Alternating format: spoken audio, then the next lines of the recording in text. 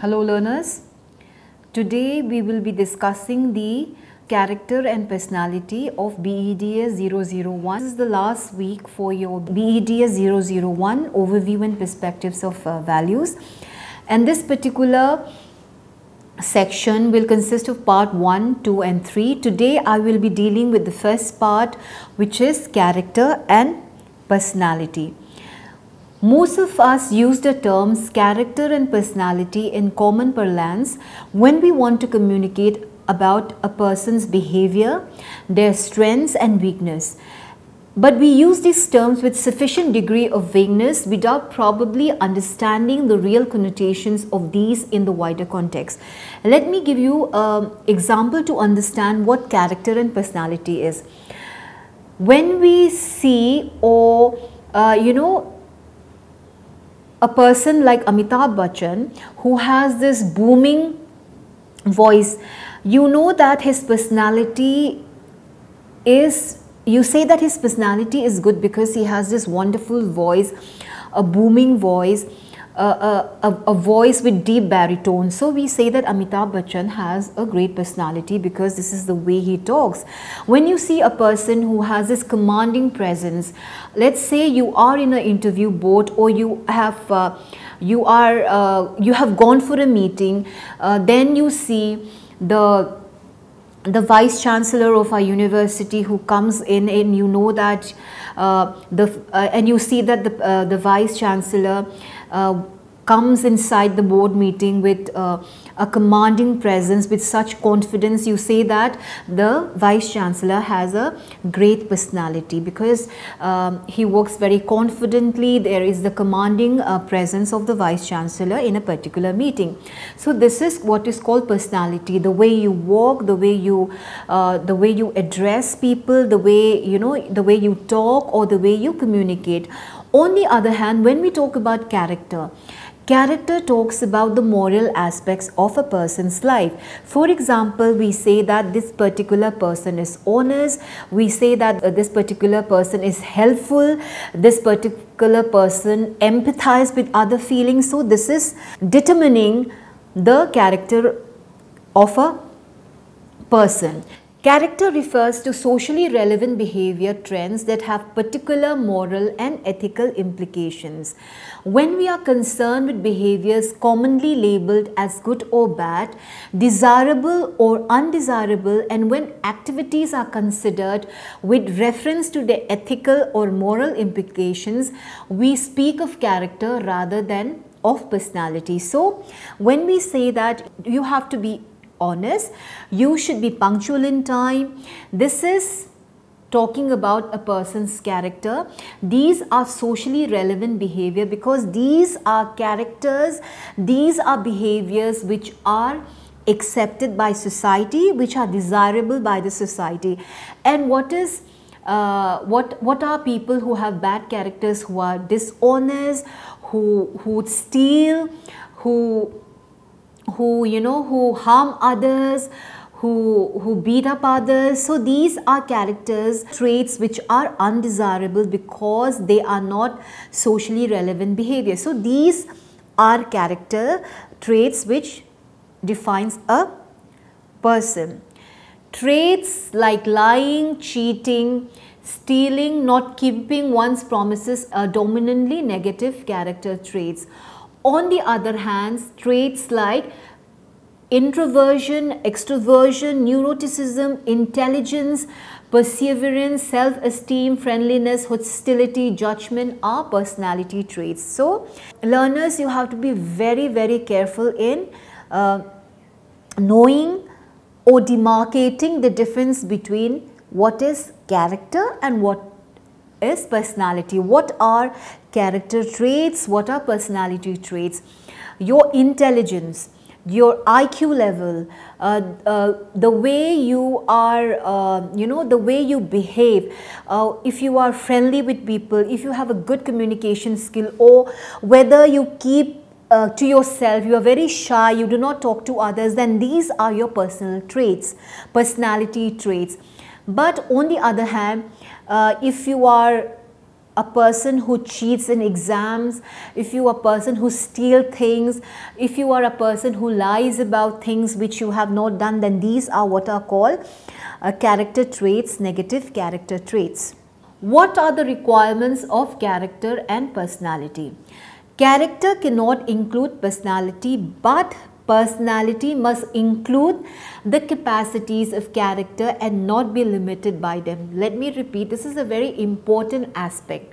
What are the requirements of character and personality? Character cannot include personality, but personality must include the capacities of character and not be limited by them. Character requires understanding, strength of will, perseverance and energy. What personality requires is pure and understanding, independent of a second person. For example, a person who is neurotic, who is high on neuroticism dimension, will be emotionally unstable, whereas a person low on the dimension will be emotionally stable.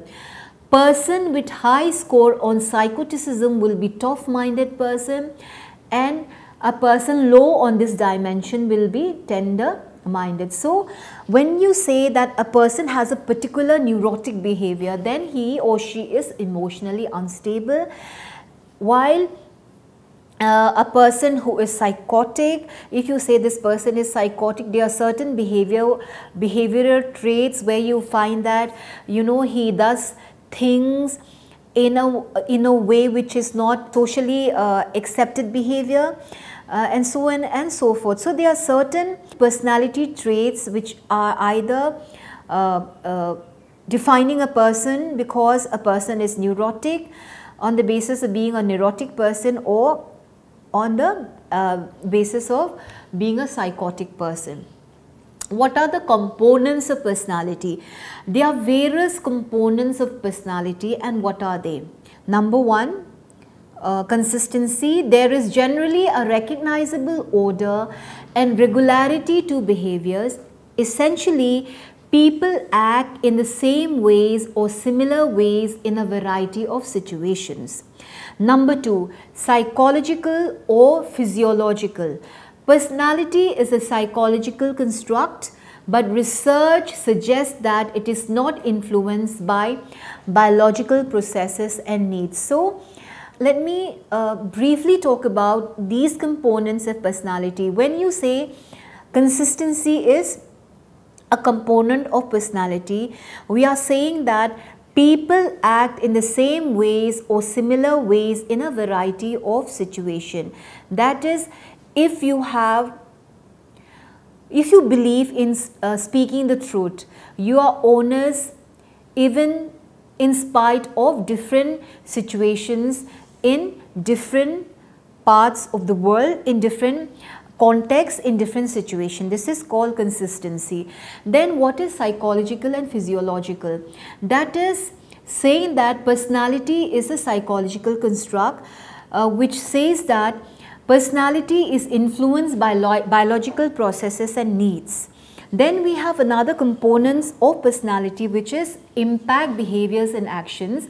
We say that personality does not just influence how we move and respond in our environment, but it also causes us to act in certain ways. So when we talk about a person behaving in a certain way, it is because the environment expects that particular person to behave in a certain way. The environment is conducive, or the environment is unfavorable, because of which a person behaves in a certain way.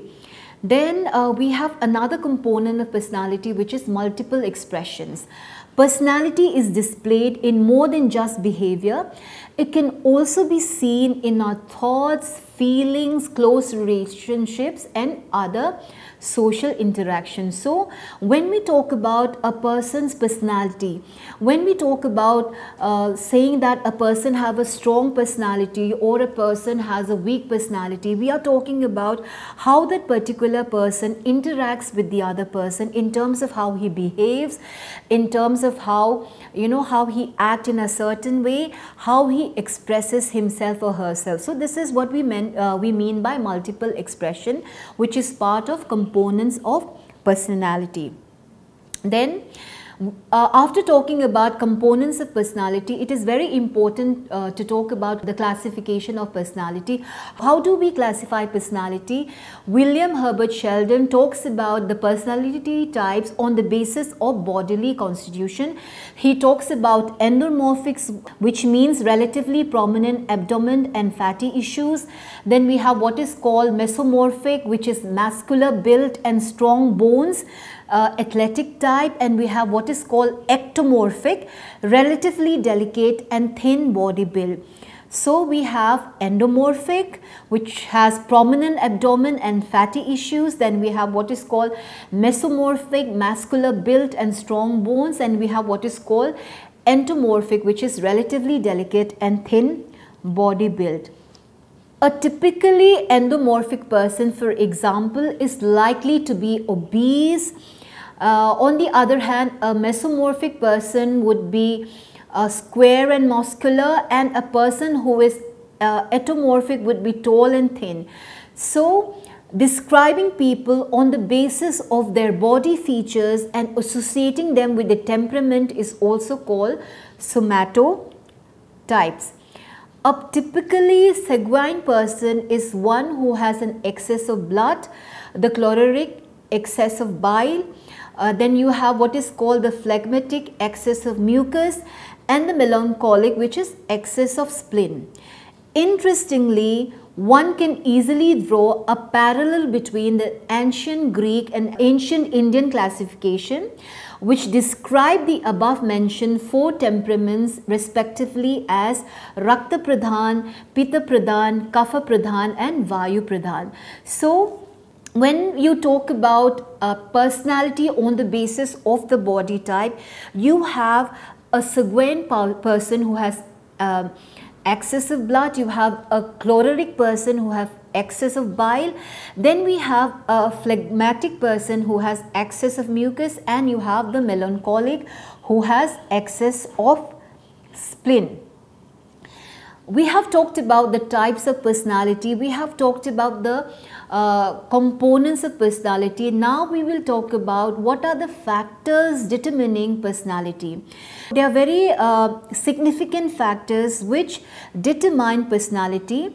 These factors are the environmental factors. What are the environmental factors which determines personality?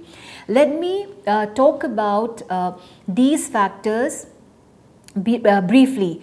The first factor, like I said, is environmental factors. Environmental factors consist of our parents, sibling, norms of our family, our cultural values, neighbors, friends, teachers, and other groups which with whom we interact since our birth. The environment plays an eminent role in shaping our personality. Our culture and traditions develop the feeling of right and wrong behavior, and interaction with others develop the attitudes, values, norms, and perception amongst ourselves. So when we talk about our parents, when we talk about our home, we say that the first role model for children are their parents. If your parents teaches you what is morally right behavior, what are the right behavior and attitude to life, then you grow up to become a person who reflects what is socially relevant behavior in the society. So you have your parents who are very important. Then after your parents, after your home, then you have the school where the teachers are very important part of your growing up. They are also the one who enhances your personality. They are the ones who enhances your moral values. Then your friends also. You know, we say that choose your peers, choose your friends wisely, because it is your friends who influenced you to do what is right or wrong. Because your friends, a lot of people have friends who are for life. These are the friends whom you make when you start going to school. So it is very important to choose your friends, to make your friends, because they influence you to do what is right or wrong. Then we have another factor, which is the situational factors. What are situational factors, and why are they so important in impacting a person's personality? When we talk about situational factors, we are talking about different situations which provide individual with different experiences, due to which he or she exhibit different traits and characteristics. In this way, situational factors impact a personality in a significant way. Therefore, similar situation provide a platform to behave in a relatively consistent manner, though not always. For example, I am driving and I am struck in a traffic jam. I have to reach my office in time, but then I am racing against time. In a situation like this, my character, my traits, I will be exhibiting a trait where I may be calm and composed, or I may just have a very high temper. I may shout at others, I may blame others for the traffic jam, so on and so forth. Other person may also display certain character, certain different traits in a particular situation. He or she may be calm, whereas I may not be calm in this particular situation where both of us have been caught in a traffic jam. So different situations provide individuals with differential experiences. I may be able to comfort a person because I have gone through a very bad situation, like I have grieved, I have lost someone, so I may be able to comfort a person, provide calmness to a person who has just undergone a situation where he or she has lost a loved one. Then another factor is modeling. We develop our behavior and personality by imitating others. These others are termed as models, who serve as ideals for individuals who try to identify themselves with the model person. So it is very important how we behave in front of the children. For example, a child or children see their parents in a very good relationship.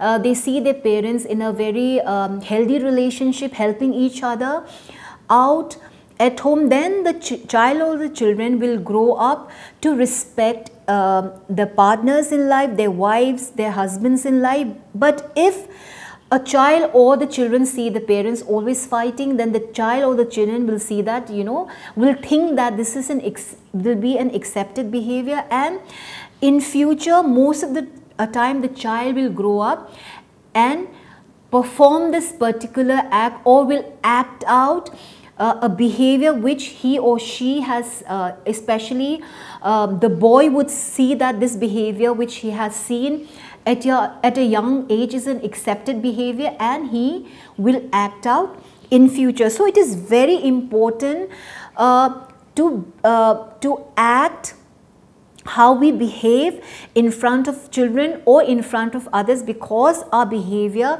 can be easily imitated by others. We have psychological factors which play a significant role in the functioning of human behavior and the development of personality. The thought process, perception, values, motives, interest, creativity, attitude, etc. contribute towards the personality development of individuals. And also, when we talk about the various components of personality, we have a very important thinker, Eysenck, who attempted to classify personality in terms of extroversion, introversion, neuroticism, psychoticism dimensions. For example, according to Eysenck, a typically extrovert person will be someone who is highly sociable, would makes friend easily, is talkative, while on the other person, an extrovert person will be extremely low on all such traits. An introvert person will keep to himself or herself, will not be sociable, will not talk to others, will not be able to make friends easily. A person who is high on neuroticism will be emotionally unstable. A person who is low on neuroticism will be emotionally stable. A person who is high on psychoticism will be a tough-minded person. And a person who is low on the dimension of psychoticism will be tender-minded. So, these are the different personality traits, components of personality which I have discussed in today's lecture. We have just touched upon week 12, which is character and personality, wherein this is the first part of this particular week. Thank you so much.